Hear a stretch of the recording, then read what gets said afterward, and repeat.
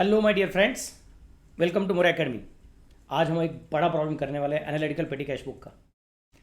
इसके अंदर मैं आपको पेटी कैश बुक के अंदर का एंट्रीज भी सिखाने वाला हूँ, मतलब पेटी कैश बुक के अंदर पोस्टिंग कैसे होता है, फिर इसका जर्नल एंट्री भी सिखाने वाला हूँ, और उससे भी मज़े की बात बाद में उस जर्नल एंट्रीज का लेजर पोस्टिंग कैसे होगा वो भी सिखाने वाला हूँ। तो पूरा का पूरा राइट फ्रॉम द बिगिनिंग कि सब्सिडरी बुक का एक छोटा पार्ट कौन सा है, कैश ट्रांजेक्शन्स, उसका एक छोटा पार्ट कौन है, पेटी कैश, वहाँ पर एंट्री होगा, वहाँ से मेन जर्नल में क्या एंट्री होगा और वहाँ से लेजर में क्या एंट्री होगा, ऐसा पूरा जर्नी हम करने वाले हैं, पूरा जर्नी। सो थोड़ा बड़ा प्रॉब्लम है, स्टेमिना लगेगा, लेकिन मैंने ऑलरेडी थोड़ा सॉल्व करके रखा है जिसकी वजह से आपका स्पीड थोड़ा बढ़ सकेगा। बट इसका मतलब ये नहीं कि आप गाय करके सिर्फ लेक्चर देखो, जरूरत पड़ेगी तो क्या करने का, वीडियो को पॉज करने का, पूरा ठीक से आराम से लिखने का, फिर वीडियो को रिज्यूम करने का। जैसे आप बोलोगे वैसा वीडियो चलने वाला है। तो ये कोई ड्रामा तो है नहीं, आपको खुद को सॉल्व करने का है, मैं आपको सिर्फ बता रहा हूँ कि कैसा करना है करके। ओके, तो वीडियो ड्रैग नहीं होना चाहिए, इसके लिए मैंने पहले सॉल्व करके रखा हुआ है। लेकिन आप तो आराम से रिवाइंड कर सकते हो, फॉरवर्ड कर सकते हो, पॉज कर सकते हो, रिज्यूम कर सकते हो। तो सभी चीज़ों को ठीक से यूज़ करना है, टेक्नोलॉजी को अच्छे से यूज़ करना है और जिंदगी में आगे बढ़ना है। ओके, चलो then let me consider next point. पहला क्वेश्चन कैसा है देखो तुम्हारा, mister Saurabh the petty cashier of Raje mobile company. अभी उन्होंने दिया है किसके बुक्स में एंट्री करने का, उन्होंने बोल के रखा है the mister Saurabh the petty cashier of Raje mobile company. तो हमको राजे मोबाइल कंपनी के बुक्स में एंट्री करनी है। Latur received rupees 8,000 on June 1st, 2019 from head cashier. Details of petty expenses for the month are as follows. फिर उन्होंने अपने को बहुत सारा अलग अलग चीज़ें देके रखा है, 1 तारीख, 3 तारीख, 4 तारीख, 30 तारीख तक अलग अलग ट्रांजेक्शन है। एक छोटी चीज़ नोटिस की क्या आपने, उन्होंने बोल कर रखा है कि कितना अमाउंट उसको मिल गया, 8,000 मिल गया, इतना ही बोल कर रखा है। उन्होंने आगे कुछ नहीं बोला हुआ है कि इंप्रेस्ड है कि इंप्रेस नहीं है, क्योंकि इंप्रेस सिस्टम में और नॉर्मल सिस्टम में क्या फर्क है। अच्छा बच्चा लोग, बहुत सारे लोग ना कंफ्यूज करते हैं, कुछ पता नहीं कैसे दिमाग में आ जाता है, उनको लगता है इंप्रेस मतलब एनालिटिकल, एनालिटिकल मतलब टोटल कॉलम के बाद में अलग अलग एनालिसिस का column, that is called as analytical petty cash book. और इंप्रेस सिस्टम का मतलब कॉलम कितने उससे कुछ फर्क नहीं पड़ता है। इंप्रेस सिस्टम का मतलब है कि आप कैश कितनी मिलने वाली है वो फिक्स करते हो, कि कैश कितनी जमा रहने वाली है वो फिक्स करते हो। तो अगर आपका फोकस रहेगा कैश कितनी मिलेगी वो फिक्स रहेगा हर महीने में, पॉकेट मनी जैसा, तो in that case it is not Impress system. तो पिछले महीने का कैश बचा हुआ रहेगा तो भी अगले महीने में सेम अमाउंट मिल जाती है, that is a different story. और इंप्रेस सिस्टम का मतलब क्या, हर महीने में कितना अमाउंट मिलेगा वो फिक्स नहीं है, हमने पैसा देने के बाद तेरे पास मैक्सिमम से मैक्सिमम कितना पैसा बच सकता है वो फिक्स है, दैट इज इंप्रेस सिस्टम। अभी यहां पे उन्होंने इंप्रेस शब्द यूज किया हुआ नहीं है, उन्होंने सिर्फ इतना बोल कर रखा है कि आपका ये पेटी कैश का डिटेल्स है और आपको उसको रिकॉर्ड करने का है, बाकी कुछ बोला ही नहीं है। इनफैक्ट अगले महीने में कितना अमाउंट मिलेगा वो भी बोला नहीं है, फिक्स अमाउंट मिलेगा कि इंप्रेस मिलेगा कि क्या मिलेगा, कुछ नथिंग इज मेंशन। तो इनफैक्ट हम लोग क्या करेंगे मालूम है, अगले महीने का एंट्री नहीं करेंगे, सिर्फ ओपनिंग बैलेंस नीचे ब्रॉट डाउन करके रखेंगे और आगे कुछ एंट्री नहीं करेंगे। देखो फिर क्या कहता है, ऑटो फेयर वगैरह अलग अलग चीज़ है। मैं पहले क्या करूँगा, फिर after preparing analytical petty cash book, उन्होंने बोल कर रखा है कि एनालिटिकल पेटी कैश बुक आपको बनाने का है करके। Okay, also pass journal entries and prepare ledger accounts. मैंने बोला था ना पूरा बड़ा प्रॉब्लम है, क्या करने का, एनालिटिकल पेटी कैश बुक बनाने का, मतलब एक्स्ट्रा कॉलम्स रहने चाहिए और ऊपर से जर्नल एंट्रीज पास करने का और ऊपर से लेजर अकाउंट भी बनाने का है। सो मैंने analytical petty cash book draw किया। चलो फटाफट से देखते हैं एनालिटिकल पेटी कैश बुक कैसे आएगा। इधर मुझे लिखना पड़ेगा इन द बुक्स ऑफ कौन रहे, इन the books of Raje mobile company, in the books of Raje mobile company.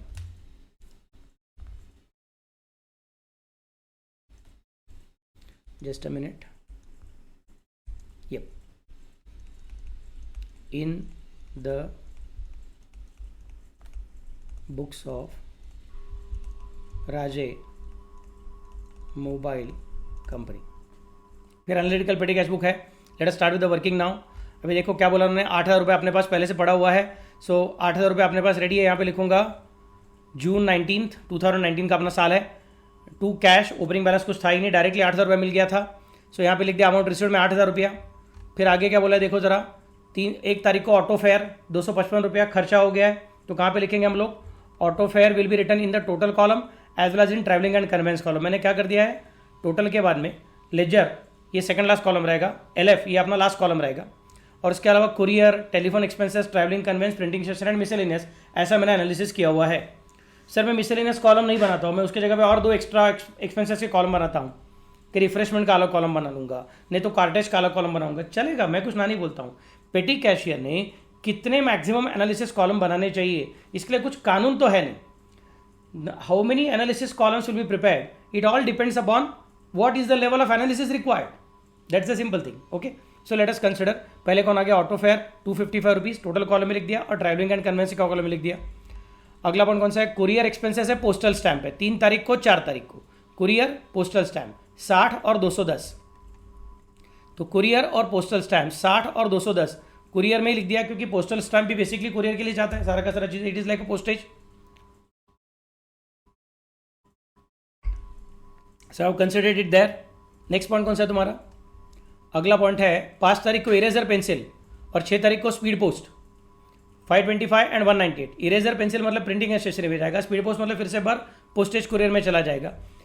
5 तारीख को और 6 तारीख को eraser and pencil 525 printing and stationery में लिख दिया, 6 तारीख को स्पीड पोस्ट 198 कुरियर कॉलम में लिख दिया। अगला पॉइंट कौन सा है तुम्हारा, taxi fare refreshment auto fair, taxi fare refreshment auto fair 390, 850 and 310। 8 तारीख को है, 8 तारीख को और 10 तारीख को है। मैं बोलूँगा चलो फिर फटाफट से लिखते हैं। 8 तारीख को बाय टैक्सी फेयर 390, कहाँ पे लिख दिया, टैक्सी फेयर, फेयर मतलब अपना टैक्सी से क्या जा रहा है, कोई तो अपना ऑफिस का स्टाफ जाता रहेगा, उसका हमने पेमेंट किया रहेगा, so it will be going to travelling and conveyance. Refreshment 850 column लिख दिया टोटल में, और बाद में मिसलेनियस कॉलम में लिख दिया 850। बाद में कौन है तुम्हारा, ऑटो फेयर, फिर से बार ऑटो में कौन जा रहा है, गुड्स नहीं जा रहा है, ऑटो में फिर से अपना ऑफिस का कोई तो बंदा जाता रहेगा, या फिर कोई ऑफिस की स्टाफ जाती रहेगी, तो उसको हमने पेमेंट किया रहेगा ऑटो फेयर के लिए। सो टोटल कॉलम में हर खर्चा आएगा, और बाद में एनालिसिस कॉलम में जो एनालिसिस है उसके हिसाब से पोस्टिंग करेंगे। तो ऑटो फेयर लिख दिया ट्रैवलिंग एंड कन्वेंस में।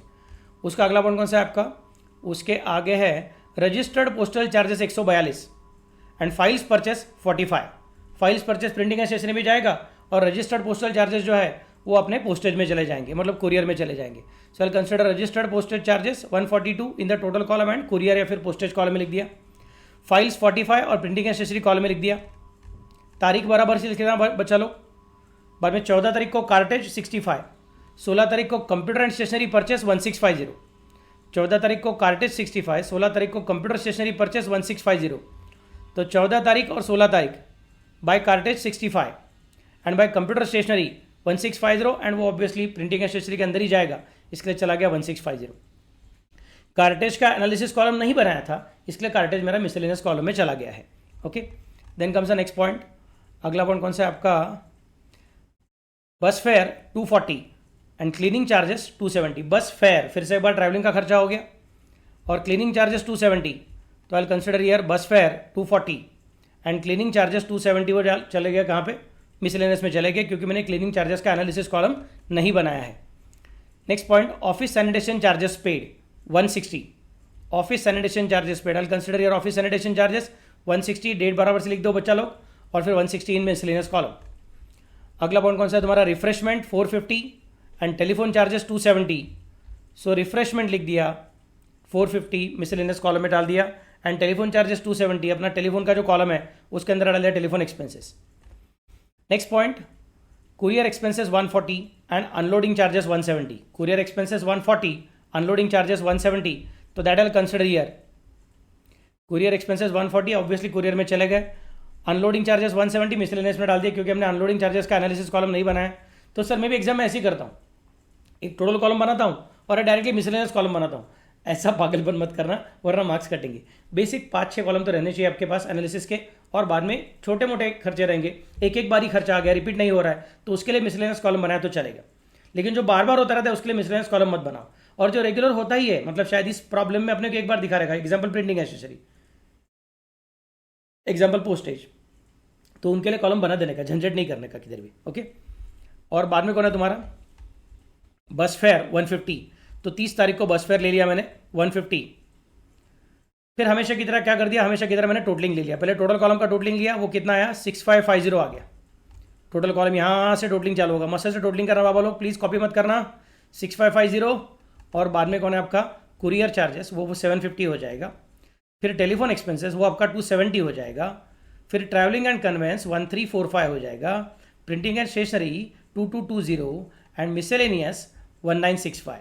अब इस प्रॉब्लम में लेजर का कॉलम बनाया था क्योंकि वो बना के रखना ही चाहिए, लेकिन फॉर्चुनेटली, लकीली, कोइंसिडेंटली लेजर के अंदर आएगा ऐसा कोई ट्रांजेक्शन मिला ही नहीं।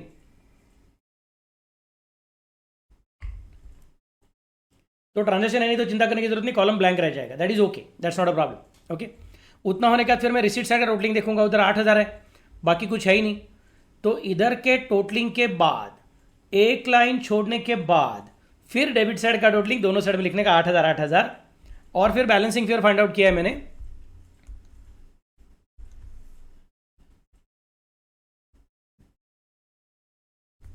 $1450 ये आपका बैलेंसिंग फिगर है, और उस बैलेंसिंग फिगर को हम बोलेंगे नीचे to balance brought down. Sir अगले महीने में कैश मिलेगा, कितना मिलेगा? प्रॉब्लम ने कुछ बोला नहीं है सर, हम लोग समझ लेंगे ना पिछले महीने का खर्चा मतलब अगले महीने का impressed.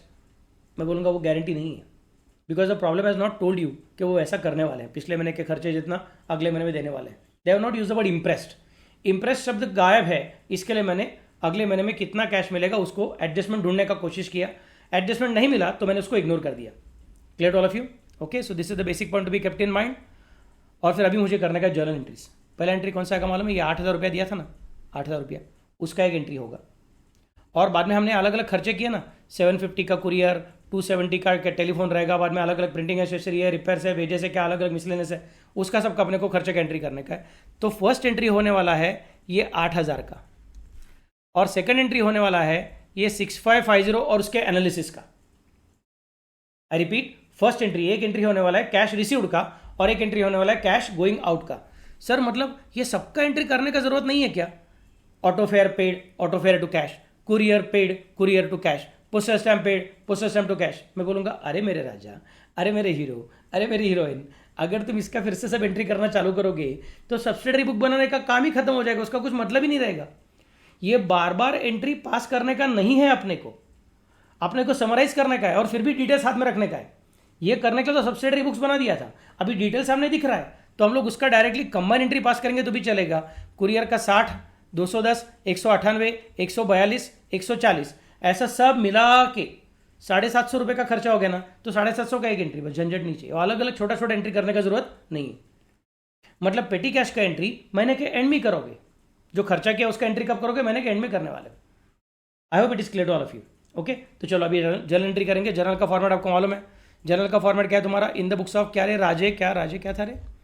Raje mobile company. Yup, in the books of Raje mobile company.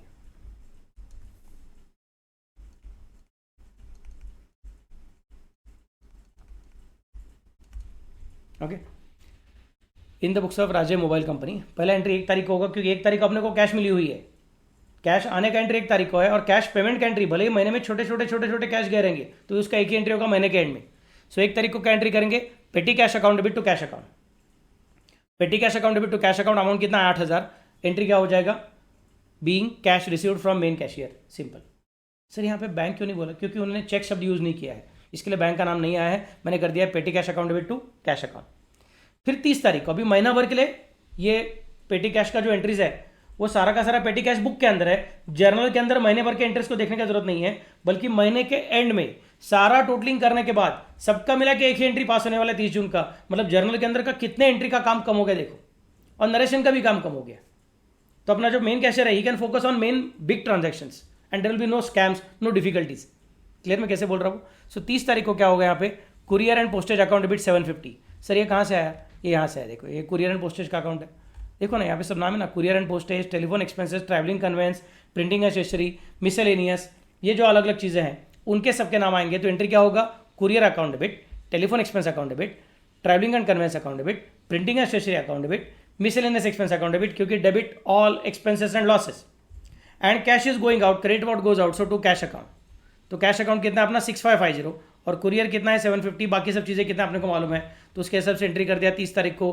Courier and postage account debit, telephone expense account debit 270, travelling and conveyance account debit 1345, printing and stationery account debit 2220, miscellaneous expense account debit 1965, to petty cash account 6550, being petty cash expenses recorded, being petty cash expenses recorded.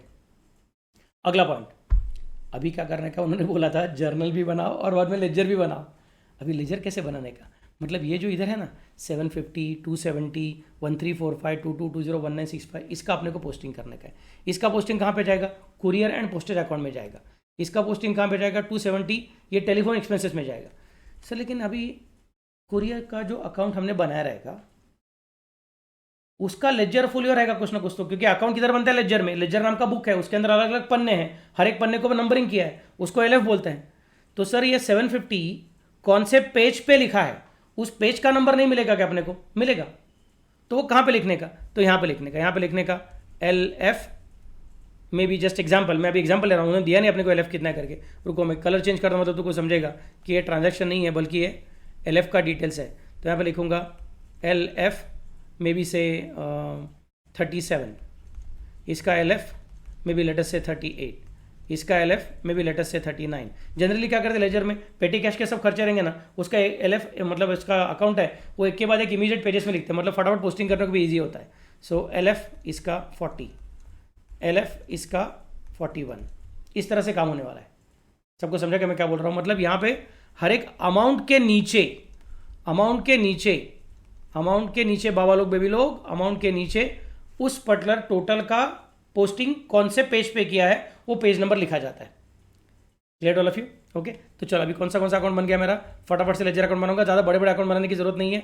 एक पेटी cash account रहेगा, फिर एक postage account रहेगा, telephone expense account, travelling and conveyance account, printing and stationery account, miscellaneous expense account, ऐसे अपने अलग अलग अकाउंट रहेंगे। और फिर वहाँ पे क्या करूँगा? पहला एंट्री का posting petty cash account debit to cash account. So petty cash के डेबिट में, कैश के क्रेडिट में। कैश अकाउंट नहीं बनाया, पेटी कैश अकाउंट बनाया, तो पेटी कैश के डेबिट में लिखूंगा टू कैश, डेट क्या है 1619, अमाउंट कितना है 8000। फिर सेकंड एंट्री में हमने बोला है courier, telephone, travelling, printing, miscellaneous to petty cash. तो पेटी कैश को क्रेडिट करना है। पेटी कैश को क्रेडिट करना है, इसका मतलब क्या करना पड़ेगा? पेटी कैश अकाउंट को अपने को क्रेडिट करना पड़ेगा bye सन्ट्रीज as per petty cash book. Amount कितना आएगा? 6550। अमाउंट कितना आएगा? 6550 bye सन्ट्रीज as per petty cash book. Directly combined amount, झंझट ही नहीं चाहिए सर। नहीं, लेकिन 6550 के अंदर कौन कौन है उसका एनालिसिस किधर मिलेगा? वो तुमको जर्नल के अंदर मिल जाएगा, और उसका लेजर में यहाँ पे पेटी कैश बुक में उसका और डिटेल्स भी है 6550 का डिटेल्स क्या क्या करके 750, 270 और 1345, 2220 और 1965, वो तुमको वहां से मिल जाएगा। सन्ट्रीज as per petty cash book ऐसा बोल दिया है ना, डेट डाला है ना, यहाँ पे हमने डेट क्या डाला है? 30 तारीख डाला है ना, खत्म। सो 30 जून का पेज ढूंढो पेटी कैश बुक के अंदर और तुमको 6550 का पूरा एनालिसिस मिल जाएगा। हमको उसका अलग अलग पोस्टिंग करने की जरूरत नहीं है। फिर उसी 30 तारीख को आगे बैलेंस कैरेट फॉरवर्ड 1450। इसके एक मजा है छोटा सा, अगर आपको पता रहेगा तो। क्या मजा है? देखो ये 1450 अमाउंट अपने को पहले से मालूम था। किधर से मालूम था मालूम है? ये देखो 1450, ये अपना अगले महीने का ओपनिंग बैलेंस है 1450। जो पेटी कैश में क्लोजिंग बैलेंस और ओपनिंग बैलेंस है आगे, वही अपने पेटी कैश अकाउंट के अंदर भी क्लोजिंग बैलेंस आना ही चाहिए। मतलब हमारा टोटलिंग मिस्टेक नहीं हुआ है, पोस्टिंग मिस्टेक नहीं हुआ है। और बाद में क्या करने का? फिर ये जो अलग अलग अकाउंट है, courier, telephone, travelling, printing and stationery and miscellaneous, सबके डेबिट में क्या लिखने का? To petty cash, to petty cash, to petty cash. So entry क्या होगा? To petty cash account, to petty cash account, to petty cash account, to petty cash account. Date सबका वही है 30 जून, एंड बाद में to petty cash account. Amount जो भी कुछ है वो लिख दो फटाफट से 750, 270, 1345, 2220 एंड 1965। सर आपने ना सिर्फ डेबिट साइड में टोटलिंग किया है, क्रेडिट साइड में टोटलिंग नहीं किया है। ऐसा क्यों किया आपने? रह गया क्या आपके हाथ से? नहीं, ऐसा कुछ रह नहीं गया है। ये पेटी कैश अकाउंट है, अभी सिर्फ एक ही महीने का एंट्री करके हो गया है। ये नॉमिनल अकाउंट है। Nominal account sir generally close at the end of the year, not at the end of every month. I repeat, nominal accounts are close at the end of the year, not at the end of every month. इसके लिए मैं उसका account close करके उसका balancing और fund out करके आगे carry forward नहीं किया है, सिर्फ एंट्री किया है मैंने, बस बाकी कुछ नहीं किया है। और कैश अकाउंट जो है पेटी कैश अकाउंट, वो रियल अकाउंट है। Real accounts can be close at the end of every month और they can be even close at the end of every page to find out what is the next page balance to be carried forward. इसके लिए वहाँ पे मैंने close किया है postage, telephone expenses, travelling conveyance और कौन सा है तुम्हारा printing and stationery, miscellaneous expenses, ये सब नॉमिनल अकाउंट है। और नॉमिनल अकाउंट का रूल क्या है?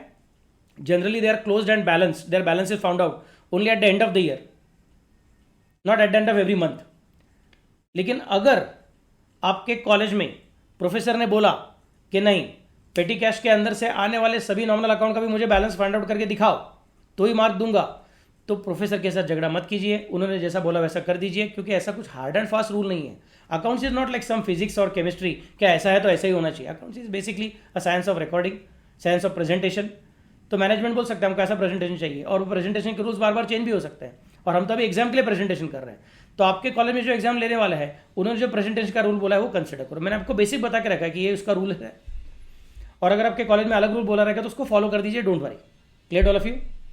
सो here I complete all the problems of petty cash book. मैंने एक सिंपल कैश बुक का प्रॉब्लम किया है, एक analytical petty cash book with imprest system and with sale of newspaper, वो वाला प्रॉब्लम किया है। फिर एक एनालिटिकल पेटी कैश बुक लेकिन चेक से पैसा मिलना विदाउट सेल ऑफ न्यूज़पेपर, वो भी कंप्लीट किया इंप्रेस सिस्टम वाला।